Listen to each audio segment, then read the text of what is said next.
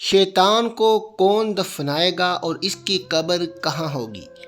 جب حضرت آدم علیہ السلام پر موت کا وقت آیا تو وہ پریشان ہو گئے۔ اللہ تعالیٰ سے فرمایا، میں مرنے والا ہوں جبکہ میرا دشمن قیامت تک زندہ رہے گا۔ اسی وقت ملک الموت حضرت عزرائیل علیہ السلام حاضر ہوئے اور فرمایا، بسم اللہ الرحمن الرحیم۔ ناظرین، واضح رہے کہ موت روح اور بدن کا تعلق ختم کر کے روح کو ایک مکان سے دوسرے مکان میں منتقل کرنے کا نام ہے۔ جس طرح حیات ایک حال ہے جو جسم انسانی پر طاری ہوتا ہے، اسی طرح موت بھی ایک ایسا ہی حال ہے جو انسان پر طاری ہوتا ہے۔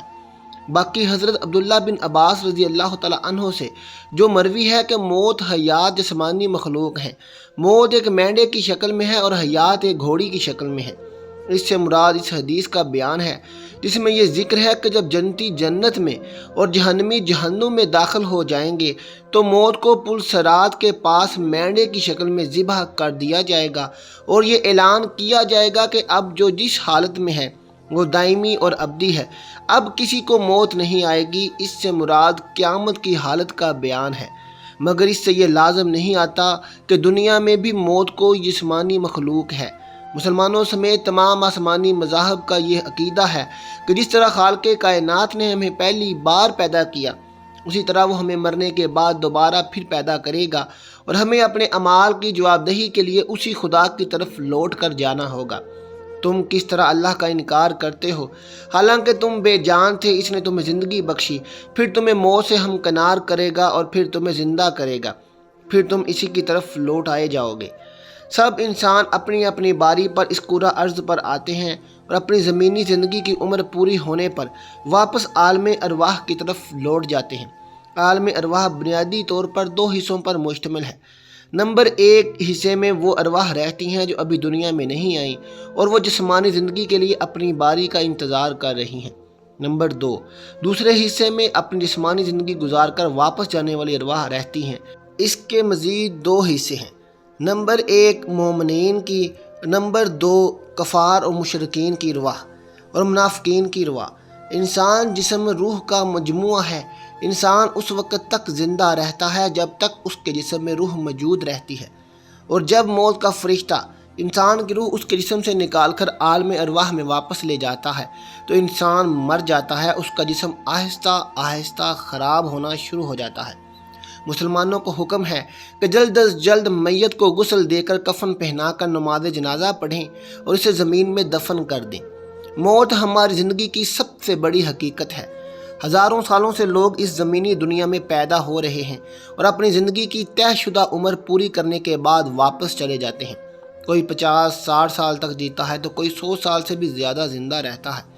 بالآخر سب کو ایک نہ ایک دن مرنا ہے اور اپنے رب کے حضور حاضر ہو کر ان آزمائشوں کے لیے جواب دہ ہونا ہوگا جن سے وہ زندگی میں گزرتے رہے ہیں۔ ہر جان کو موت کا مزہ چکھنا ہے اور ہم تمہیں برائی اور بھلائی میں آزمائش کے لیے مبتلا کرتے ہیں اور تم ہماری ہی طرف پلٹائے جاؤ گے۔ ہمارے ساتھ صرف ہمارے نیک اور بد اعمال جائیں گے۔ یہ زمینی دنیا ایک امتحان گاہ ہے اور ہمارے ساتھ صرف امتحان کا نتیجہ ہی جا پائے گا، باقی سب کچھ یہیں رہ جائے گا۔ خواہ ہم ہزاروں سال زندہ رہ لیں، پھر بھی ایک دن ہمیں مرنا ہوگا اور اس زندگی کے خاتمے کے بعد ہمارا مال دولت ہمارے کسی کام نہیں آ سکے گا۔ یہ سب جاننے کے باوجود ہم نفرتوں، قدرتوں، حسد اور بغض سے باز کیوں نہیں آتے؟ چند روز زندگی پیار، محبت، اخلاق، احساس، خلوص اور ہمدردی کے ساتھ کیوں نہیں گزارتے؟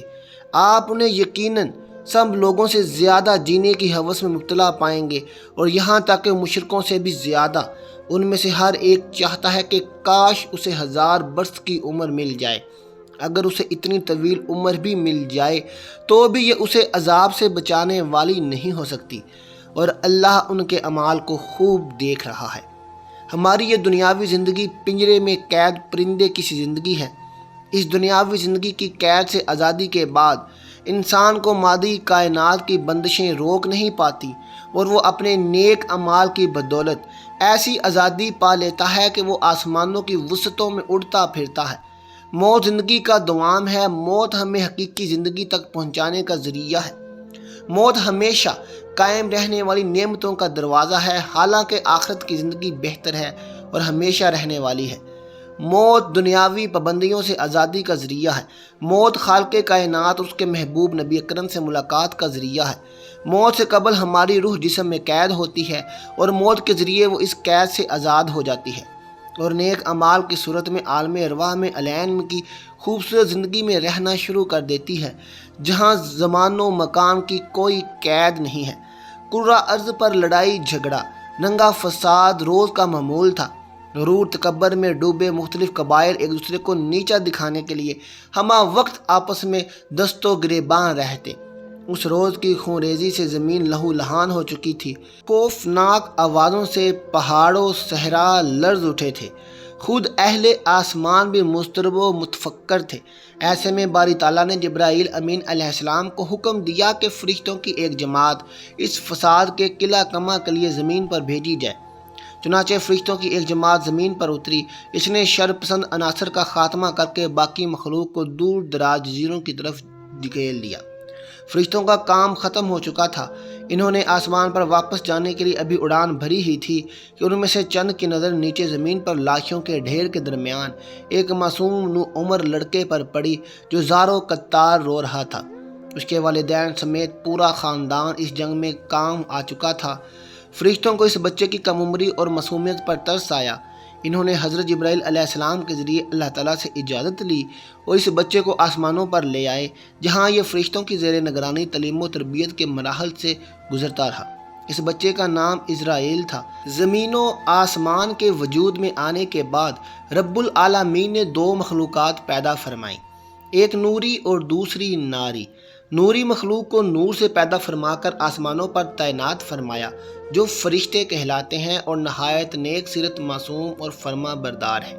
وہ ہر وقت ہر لمحہ رب ذوالجلال کی عبادت میں مصروف رہتے ہیں، نہ کھاتے پیتے ہیں اور نہ ہی سوتے ہیں۔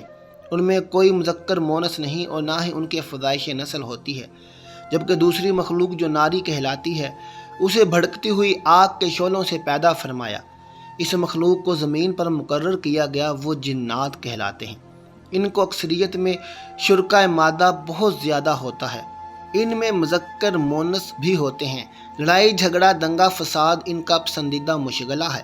وہ شادیاں کرتے ہیں اور ان کی نسل خوب بڑھتی ہے۔ عزازیل اپنا تمام تر وقت تسبیح و تمہید اور عبادت الہی میں گزارتا تھا۔ اس کے ساتھ ہی اسے ہر علم کے سیکھنے اور جاننے کا شوق بھی تھا۔ چنانچہ بہت جلد اس نے فرشتوں میں اپنا ایک مقام بنا لیا اور آسمانوں پر فرشتوں کا سردار مقرر کر دیا گیا۔ اہل آسمان اسے معلم الملکوت کے نام سے یاد کرنے لگے۔ اللہ تعالیٰ نے اسے 4 پروں سے نوازا تھا اور گزرتے وقت کے ساتھ ساتھ اس کے درجات میں اضافہ ہوتا جا رہا تھا۔ فرشتوں میں یہ احساس پیدا ہو چلا تھا کہ شاید اللہ تعالیٰ اس سے کوئی بڑا یا منفرد کام لینے والا ہے۔ اس بات کا کچھ اندازہ عزازیل کو بھی ہو چکا تھا۔ شاید یہی احساسات تھے کہ جب اس کے دل کے کسی گوشے میں احساس برتری کے بیج سے تکبر کی ایک ننھی سی کونپل پھوٹی، جو وقت کے ساتھ ساتھ پروان چڑھتی رہی اور وہ فرشتوں ملائکہ میں مغرور مشہور ہو گیا۔ لیکن اسے اس بات کی قطعی پرواہ نہیں تھی کہ اہل آسمان اس کے بارے میں کیا رائے رکھتے ہیں۔ وہ تو اپنے رب کی زیادہ سے زیادہ قربت حاصل کرنے کی جستجو میں مصروف رہتا۔ ہمارا ایمان ہے کہ اللہ تعالیٰ کا کوئی بھی کام اور حکم حکمت سے خالی نہیں۔ یہ وہ وقت تھا کہ جب عزازیل اللہ کے مقرب فرشتوں میں اپنا مقام بنا چکا تھا، اور پھر وہ مبارک دن بھی آ گیا جب رب ذوالجلال نے فرشتوں کو مخاطب کر کے فرمایا، میں زمین پر اپنا نائب بنانے والا ہوں۔ ملائکہ نے اللہ تعالیٰ کا یہ فیصلہ سنا تو انہیں کچھ حیرانی ہوئی، اس لیے کہ زمین کی مخلوق کا دنگا فساد ان کی آنکھوں کے سامنے تھا۔ اللہ تعالیٰ نے حضرت آدم علیہ السلام کی پیدائش سے 2000 سال پہلے زمین پر جنات کو پیدا فرمایا تھا، جنہوں نے پہلے دن سے زمین پر قتل و غارت گری مچا رکھی تھی۔ چنانچہ فرشتوں نے عرض کیا، اے پروردگار، یہ زمین پر فساد برپا کریں گے، آپس میں خون ریزی کریں گے، جبکہ ہم تو دن رات تیری تسبیح و تحمید میں مصروف رہتے ہیں۔ اللہ تعالیٰ نے یہ سن کر فرمایا، بے شک، لیکن جو کچھ میں جانتا ہوں وہ تم نہیں جانتی۔ چنانچہ فرشتوں نے مشیت الہی کے آگے سر تکلیم میں سر کر دیا۔ پھر اللہ تعالیٰ نے فرمایا، میں مٹی کا ایک انسان بنانے لگا ہوں، پھر جب بنا چکا ہوں اور اس میں اپنی روح پھونک دوں تو تم اس کے آگے سجدے میں گر پڑنا۔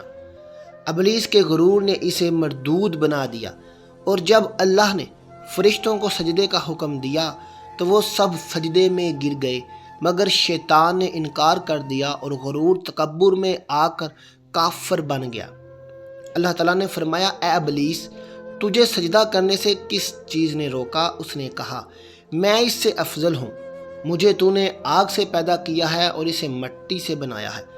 اللہ نے فرمایا، تو بہشت سے نکل جا، تجھے شیان نہیں کہ یہاں غرور کرے، پس نکل جا، تو مردود ہو گیا۔ اس نے کہا، مجھے روز محشر تک کی مہلت دے دی جائے۔ اللہ نے فرمایا، جا، تجھے مہلت دی جاتی ہے۔ پھر شیطان نے کہا کہ مجھے تو نے ملعون کیا ہی ہے، مگر میں بھی تیرے سیدھے راستے پر چلنے والوں کو بہکاؤں گا، ان کے آگے سے اور پیچھے سے، دائیں اور بائیں سے، غرض ہر طرف سے آؤں گا، اور تو ان میں سے اکثر کو شکر گزار نہیں پائے گا۔ اللہ نے فرمایا، یہاں سے ذلیل و خوار ہو کر نکل جا، ان میں سے جو شخص تیرا کہنا مانے گا میں تجھ سمیت ان سب سے جہنم کو بھر دوں گا۔ بارگاہ خداوندی سے دھتکارے جانے کے بعد شیطان عزازیل سے ابلیس بن گیا۔ اس کے غرور و تکبر اور رونت کی بنا پر اس کی ہزاروں سال کی تسبیح و تقدیس اور عبادت و اطاعت اس کے منہ پر مار کر اسے عرش سے فرش پر پٹخ دیا گیا۔ ناظرین، قرآن کریم میں اللہ تبارک و تعالیٰ ارشاد فرماتے ہیں کہ ہر نفس کو موت کا ذائقہ چکھنا ہے، یعنی کائنات کے ہر جاندار کے لیے اللہ پاک نے موت کا وقت اور جگہ متعین کر رکھی ہے، اور اس سے کسی کو چھٹکارا نہیں ملے گا اور نہ ہی کوئی اس سے بھاگ سکے گا۔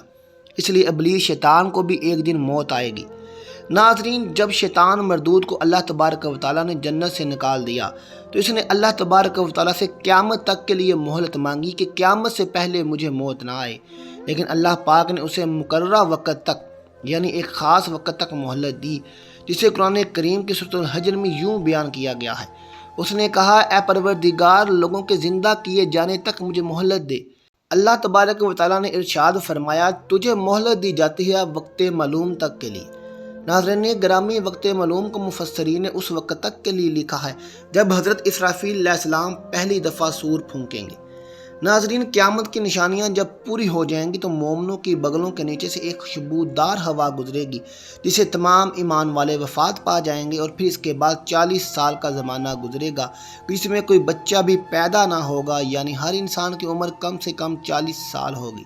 مسلمان چونکہ مر چکے ہوں گے، اس لیے زمین پر صرف مشرک کفار ہو جائیں گے۔